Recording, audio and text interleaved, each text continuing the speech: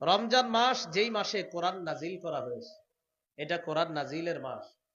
সহিহ বুখারীর বর্ণনা 1902 নম্বর হাদিস, 1902, এই হাদিসের মধ্যে আছে কানা জিবরিল আলাইহিস সালাতু ওয়াস সালাম ইয়ালকাহু কুল্লা লাইলাতিন ফি রমাদান ইয়ারিদু আলাইহিন নবী সাল্লাল্লাহু আলাইহি ওয়াসাল্লাম আল কুরআন।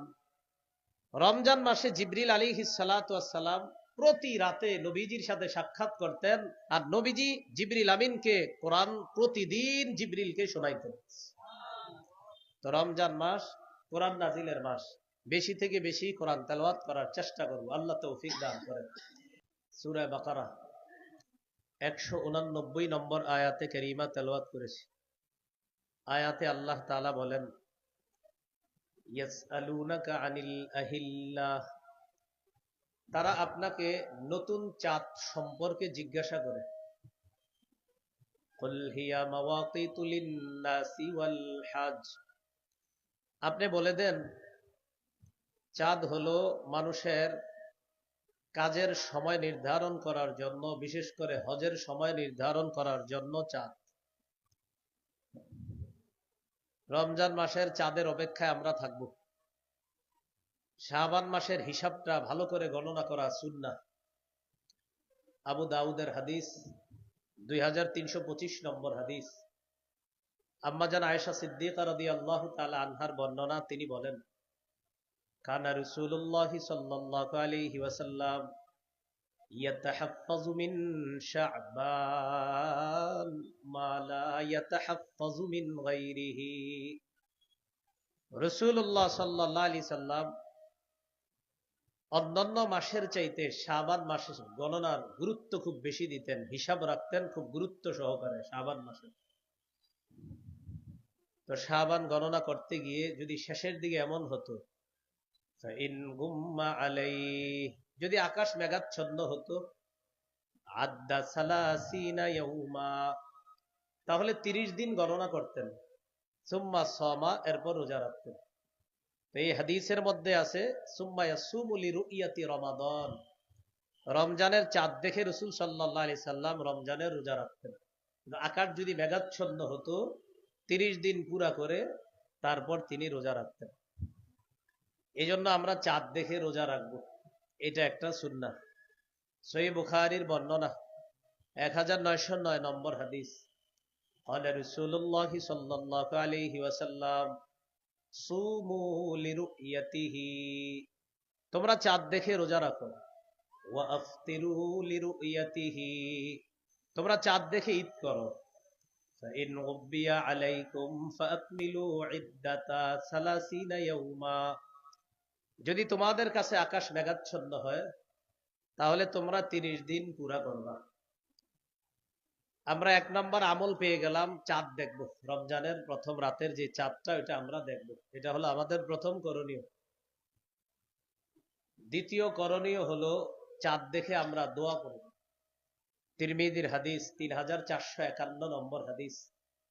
তালহা রাদিয়াল্লাহু তাআলা আনহুর বর্ণনা, তিনি বলেন, রাসূলুল্লাহ সাল্লাল্লাহু আলাইহি সাল্লাম যখন নতুন চাঁদ দেখতেন তখন এই দোয়াটা পড়তেন, আল্লাহুম্মা আহিল্লাহু আলাইনা বিল ইয়ুমনি ওয়াল ঈমান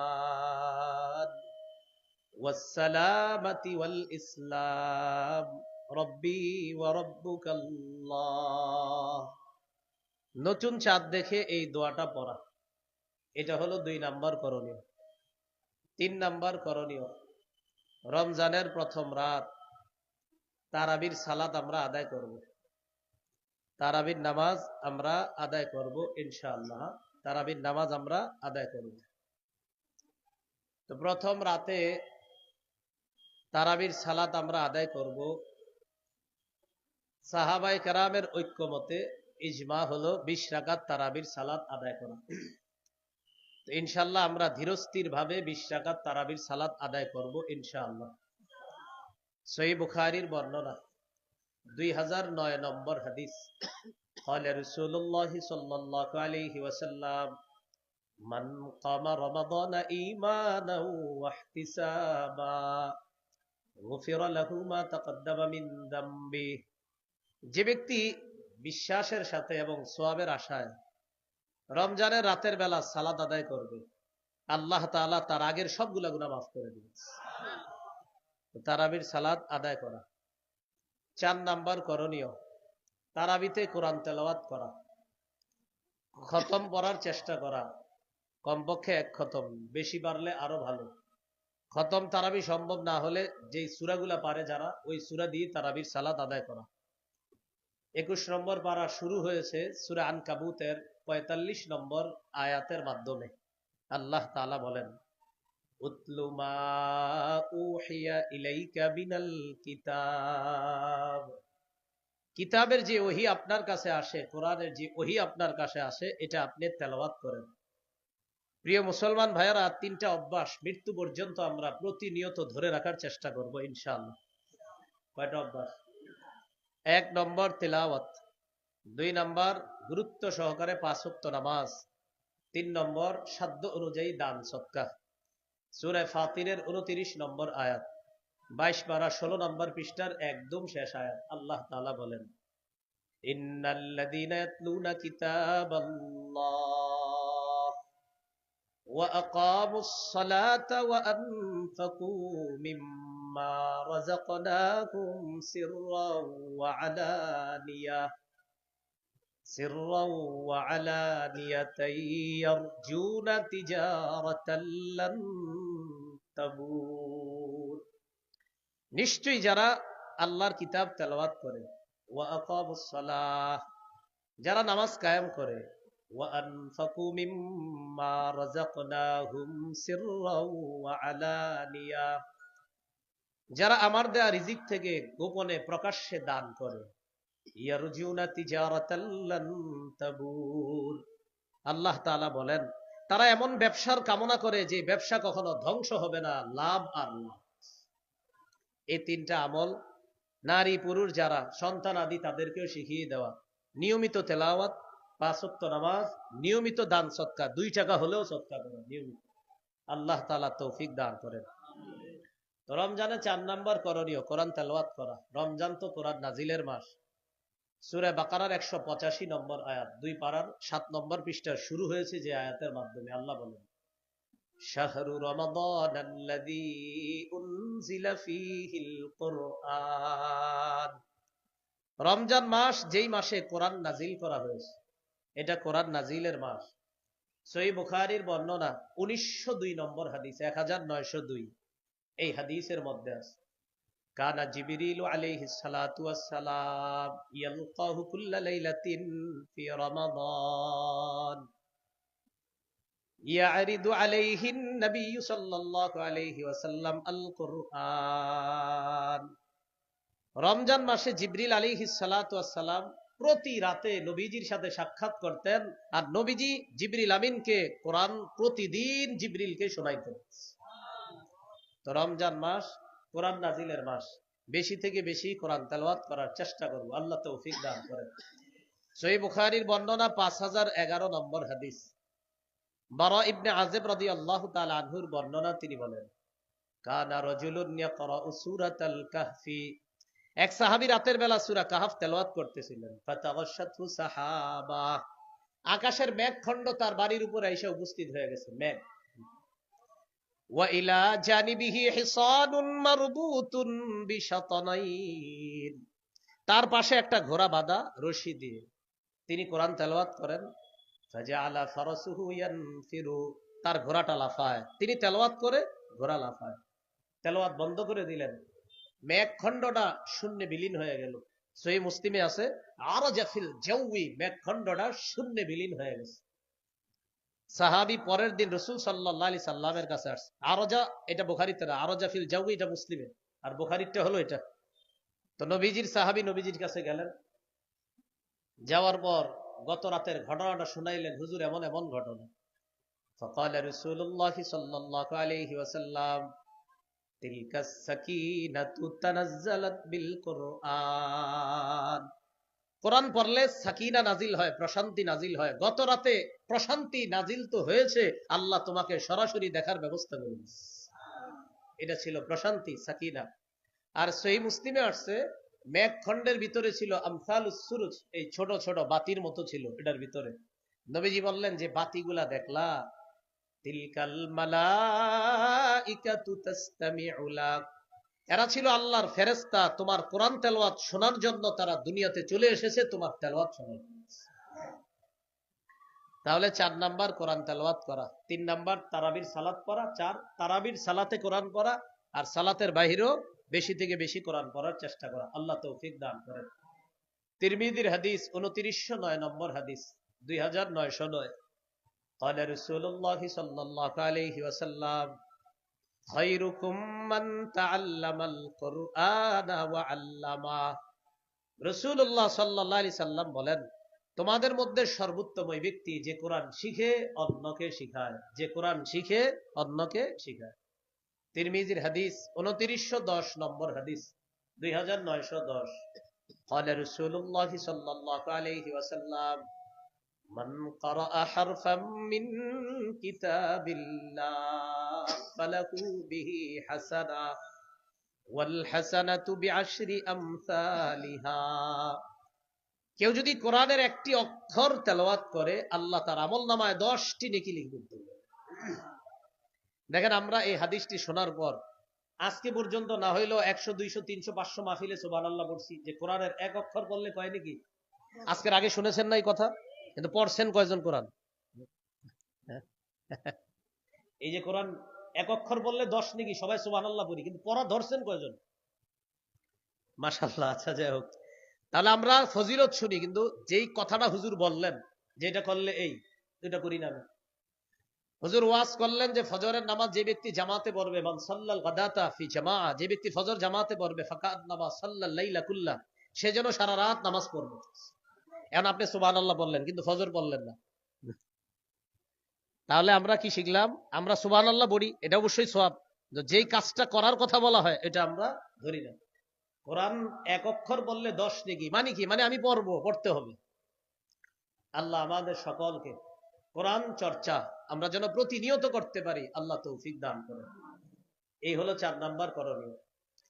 5 নাম্বার করণীয়, যেহেতু সাহরির সময় আল্লাহ আমাদেরকে উঠার তৌফিক দান করবে ইনশাআল্লাহ, সাহরির সময় উঠে আমরা 8 রাকাত তাহাজ্জুদ পড়ব। কয় রাকাত? 8 রাকাত তাহাজ্জুদ। রাসূলুল্লাহ সাল্লাল্লাহু আলাইহি সাল্লামের 12 মাসের আমল, নবীজি নিয়মিত 8 রাকাত তাহাজ্জুদ পড়তেন। তো যেহেতু আল্লাহ তাআলা রমজানে আমাদেরকে উঠিয়ে দিবেন, এজন্য আমরা 8 রাকাত তাহাজ্জুদ পড়ব। তাহলে প্রথম রাতে সাহাবায়ে কেরামের ঐক্যমত ইজমা 20 রাকাত তারাবি পড়ব। তারাবি হলো শুধু রমজানের নামাজ, আর নবীজির 12 মাসের নামাজ হলো তাহাজ্জুদ 8 রাকাত। এটা যেহেতু সাহরির সময়, আজকে চাইলে আপনি আজকেও পড়েন, কিন্তু রমজানে যেহেতু আমরা উঠেই যাই, এজন্য রমজানে সাহরির সময় উঠে আমরা 8 রাকাত তাহাজ্জুদ পড়ব। আল্লাহ তৌফিক দান করেন। তিরমিজির হাদিস 2616 নম্বর হাদিস, লম্বা হাদিসের অংশ বিশেষ। মুআয ইবনে জাবাল রাদিয়াল্লাহু তাআলা আনহুকে রাসূলুল্লাহ সাল্লাল্লাহু আলাইহি সাল্লাম বললেন, আলা আদুল্লুকা আলা আবওয়াবিল খাইর। মুআয, আমি কি তোমাকে কল্যাণের দরজা সমূহের কথা বলবো না? রাসূলুল্লাহ সাল্লাল্লাহু আলাইহি সাল্লাম বললেন, কল্যাণের অনেক দরজা, এর মধ্যে অন্যতম কল্যাণের দরজা হলো 3টি। কয়টি? 1 নাম্বার আস-সাওমু জুন্নাহ, সিয়াম হলো কল্যাণের 1 নাম্বার দরজা। 2 নাম্বার সাদাকা, সদকা। সদকা এমন একটা আমল, তুতফিউল খাতিআতা কামা ইউতফিউল মাউন নার, পানি যেমন আগুনকে নিভিয়ে দেয়, সদকা মানুষের গুনাহগুলা ধুয়ে মুছে সাফ করে দেয়। 3 নাম্বার ওয়াসালাতুর রাজুলি মিন জাওফিল লাইল, রাতের বেলা তাহাজ্জুদ নামাজ পড়া। রাতে কি পড়া? তাহাজ্জুদ নামাজ পড়া। তাহলে 3 নাম্বার তারাবি পড়া, 4 নাম্বার তেলাওয়াত করা, 5 নাম্বার তাহাজ্জুদ পড়া। তারাবি সাহাবায়ে কেরামের ঐক্যমতে 20 রাকাত তারাবি শুধু রমজানের আমল, আর 8 রাকাত তাহাজ্জুদ 12 মাসের আমল। চেষ্টা করব 12 মাস পড়ার জন্য, কিন্তু 12 মাস যেহেতু কর্মব্যস্ততার কারণে আমরা উঠতে পারি না, শরীর ক্লান্ত থাকে, তাই ফজরের সময় উঠি। রমজানে যেহেতু আমরা উঠবো সাহারি খাওয়ার জন্য, ইনশাআল্লাহ রমজানে সাহারির সময় 8 রাকাত তাহাজ্জুদ পড়ার চেষ্টা করব। আল্লাহ তৌফিক দান করুন। 6 নাম্বার সাহারি খাবো। অনেকে পালোয়ানগিরি দেখায়, না আমি না খায় রোজা রাখবো। আপনার কে বলছে না খায় রোজা রাখবো? সাহারি খাবেন। সাহারি খাওয়া নবীজির সুন্নত, সাহাবায়ে কেরামের সুন্নত। সহিহ বুখারীর বর্ণনা 1921 নম্বর হাদিস, 1921, এই হাদিসের মধ্যে আছে عن زيد بن ثابت رضي الله تعالى عنه قال تسحرنا مع رسول الله صلى الله عليه وسلم যায়েদ ইবনে সাবিত রাদিয়াল্লাহু তাআলা আনহু বলেন, আমরা রাসূলুল্লাহ সাল্লাল্লাহু আলাইহি সাল্লামের সাথে সাহরি খেয়েছি, অতএব আমরাও সাহরি খাবো ইনশাআল্লাহ। সহিহ বুখারীর 1923 নম্বর হাদিস 1923 قال رسول الله صلى الله عليه وسلم تسحروا فإن في السحور بركتان। তোমরা সাহরি খাও, সাহরির মধ্যে বরকত আছে। সাহরিতে কি আছে? বরকত। সহিহ ইবনে ইবনের হাদিস, রাসূলুল্লাহ সাল্লাল্লাহু আলাইহি সাল্লাম বলেছেন, হালুম্মু ইলাল গাদাইল মুবারাক, এই তোমরা কোথায় আসো, আসো বরকতপূর্ণ খাদ্যে অংশগ্রহণ করার জন্য আসো। সাহরির সময় এভাবে নবীজি ডেকেছেন, সহিহ ইবনে হিব্বানের বর্ণনা, হালুম্মু, এই আসো আসো, ইলাল গাদাইল মুবারাক, বরকতপূর্ণ খাদ্যে অংশগ্রহণ করার জন্য আসো, তোমরাও আসো। তাহলে সাহরি এটা বরকতপূর্ণ খাদ্য, এটা অংশগ্রহণ করব, এটা খাবো আমরা ইনশাআল্লাহ। ইন্নাল্লাহা ওয়া মালাইকাতাহু ইউসাল্লুনা আলাল মুতাসাহহিরিন। সাহরির সময় যারা জাগ্রত হয়, তাহাজ্জুদ পড়ে, সাহরি খায়, তাদের উপর আল্লাহ রহমত নাজিল করেন। ফেরেশতারা আল্লাহকে বলে, আল্লাহ এই লোক সাহরির সময় উঠেছে, জাগ্রত হয়েছে, তাহাজ্জুদ পড়ছে, সাহরি খাইতেছে, আপনি তাকে মাফ করেন, আপনি তাকে মাফ করেন, আপনি তাকে মাফ করেন। আমরা সাহরি খাবো ইনশাআল্লাহ। সাহরিতে খেজুর খাবো, প্রতিদিন খেজুর খাওয়া। এমনি তো মুসলমানের খেজুর প্রতিদিন খাওয়া, আজকে আপনি খাবেন, কালকেও খাবেন সকালবেলা। আর সাতটা আজওয়া যদি খেতে পারেন সকালে, লাম ইয়াদুররুহু সুম্মুন, বিষও আপনার কোনো ক্ষতি করতে পারবে না। আবার খায়া ট্রাই করেন, এটা গুরুত্ব দিয়ে রাসূল সাল্লাল্লাহু আলাইহি সাল্লাম বুঝালেন। তো আজওয়া খাওয়া, আজওয়া বা খেজুর, মধু, কালিজিরা, এগুলো মুসলমানের ঐতিহ্যগত খাদ্য, এগুলো ঘরে থাকা উচিত। বাচ্চাকে সামান্য সামান্য খেজুর খাওয়ান না, এরা খাওয়ায় আচার, তেঁতুল, পরে মেধা হয় খারাপ। ভালো জিনিস খাওয়াতে হবে। ঈসা নবীর আম্মা মারিয়ামের পেটে যখন তিনি আসলেন, আল্লাহ তাআলা মারিয়াম আলাইহিস সালাতু ওয়াস সালামকে একটা গাছের নিচে বসাইলেন আর বলে দিলেন, ফাকুলি ওয়াশরাবি, তুমি খাও, পান করো। তো খাবে কি? খেজুর। পান করবে কি? ঝর্ণার পানি, সামনে পানি আছে, পানি পান করবে। তো খেজুর কোত্থেকে আসবে? মুফাসসিরিনে কেরাম লেখেন যে মারিয়াম খেজুর গাছে ধরলেই, ওটা নাড়া দিলেই আল্লাহ খেজুর ব্যবস্থা করে দিবেন। কারণ আমি যে বিষয়টা বুঝাইতে চাই, এত খাদ্য থাকতে মারিয়ামের জন্য আল্লাহ খেজুর কেন নির্বাচন করলেন? এত খাদ্য, এজন্য গর্ভবতী নারীদেরকে খেজুর খাইতে দিবেন, এরা খালি তেঁতুল খাইতে চায়। আর আপনারও তেঁতুল খাওয়ান, পরে ওই সন্তান মেধা কম হয়। তেঁতুলে তো এমনি মেধা কমায় দেয়, তেঁতুল চাইলেও দিবেন না, খেজুর খাইতে বল। তেঁতুল চাইলে বলবেন খেজুর খাও। কথা কি বুঝে আসছে? খেজুর খেতে হবে। সাহারিতে খেজুর খাওয়া মুমিনের সবচেয়ে শ্রেষ্ঠ খাদ্য। قال رسول الله صلى الله عليه وسلم نعم سحور المؤمن التام। রাসূলুল্লাহ সাল্লাল্লাহু আলাইহি সাল্লাম বলেন, সাহারিতে খেজুর খাওয়া এটা মুমিনের কতই না নেয়ামতে পরিপূর্ণ খাদ্য, তারা খেজুর খাবে। তাহলে ইলিশ মাছ, গরুর গোশত, মুরগি, ভাত যাই খান, সাথে খেজুর রাখবেন। এজন্য খেজুর ভাগ করে নেবেন, এটা ইফতারের, এটা সাহারির। সাহারিতে অবশ্যই আমরা খেজুর খাবো। সর্বশেষ কথা, কেন খাবো? আমার নবীজি এটাকে উত্তম বলেছে, তাই খাবো, বাস। আল্লাহ তাআলা তৌফিক দান করেন। সাহারি একটু বিলম্ব করে করা, ইফতারি একটু তাড়াতাড়ি করা। আজ্জিলুল ইফতার ওয়া আখিরুস সাহুরা, তোমরা ইফতার প্রথম সময়ে করবা তাড়াতাড়ি, আর সাহারি একটু বিলম্ব করে করবা, যাতে শরীরের শক্তিটা সঞ্চয় হয়। এখানে একটা মাসালা মনে রাখা দরকার। আপনি সাহারি খাওয়ার পরে দেখতেন এখনো সাহারির সময় বাকি আছে 40 মিনিট 30 মিনিট, তখনও তাহাজ্জুদ পড়তে পারবেন। অনেকে মনে করে খায়া ফেললে আর তাহাজ্জুদ পড়া যাবে না। না, তাহাজ্জুদের সম্পর্ক খাবারের সাথে না, সময়ের সাথে। যতক্ষণ ফজরের শুরু সময় না হবে, আপনি খান বা না খান, তাহাজ্জুদ পড়তে পারবেন। তাহলে সাহারির আগেও তাহাজ্জুদ পড়তে পারবেন, খাওয়ার পর যদি সময় থাকে তখনও কি পড়তে পারবেন? তাহাজ্জুদ পড়তে পারবেন। এটা কমন, এই প্রশ্নটা মুসল্লিরা ইমাম সাহেবদেরকে করে যে খাওয়ার পরে তাহাজ্জুদ পড়া যাবে কিনা। তাহলে তাহাজ্জুদের সম্পর্ক খাবারের সাথে না, সময়ের সাথে। আল্লাহ তাআলা আমাদেরকে মনে রাখার তৌফিক দান করেন। এ হলো 6 নম্বর করণীয়। 7 নম্বর করণীয়, সাহরি খাওয়ার পর রোজা রাখা শুরু করলাম, আমরা রোজা রাখবো। সহিহ বুখারীর বর্ণনা 1901 নম্বর হাদিস, এই হাদিসের মধ্যে আছে, قال رسول الله صلى الله عليه وسلم من صام رمضان إيمانا واحتسابا غفر له ما تقدم من ذنبه। রাসূলুল্লাহ সাল্লাল্লাহু আলাইহি সাল্লাম বলেন, যে ব্যক্তি ঈমানের সাথে এবং বিশ্বাসের সাথে সওয়াবের আশায় দিনের বেলা রোজা রাখে, তার আগের সব গুনাহগুলো মাফ করে দেন। তিরমিজির 614 নম্বর হাদিস। قال رسول الله صلى الله عليه وسلم الصوم جنة حسينة। রাসূলুল্লাহ সাল্লাল্লাহু আলাইহি সাল্লাম বলেন, রোজা হলো জাহান্নাম থেকে বাঁচার মজবুত ঢাল, মজবুত প্রতিবন্ধক হলো রোজা। আল্লাহ আমাদের সকলকে সম্পূর্ণ মাস, পুরা মাসে একদম প্রতিটা রোজা যেন গুরুত্ব সহকারে রাখতে পারি, আল্লাহ তৌফিক দান করেন।